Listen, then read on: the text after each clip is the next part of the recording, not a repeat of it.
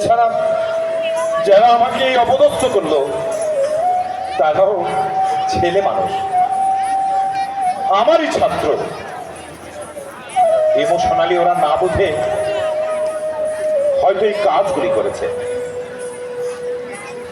কিন্তু আমার বিশ্বাস একদিন ওদের ভুল ভাঙবে। তা না হলে যে ছাত্র জনতার স্বতঃস্ফূর্ত কাঙ্ক্ষিত গণ অভ্যুত্থান ম্লান হয়ে যাবে। সেই সুযোগে হয়তো আবারও মাথা চাড়াতে উঠবে দুঃশাসন আর দুর্বৃত্তায়। তাই বলছি, তোমরা এদেশের অত্যন্ত প্রহরী, দেশ মাতৃকার জন্য সদা সজাগ থেকে তোমাদের পড়াশোনায় মনোযোগী হতে হবে।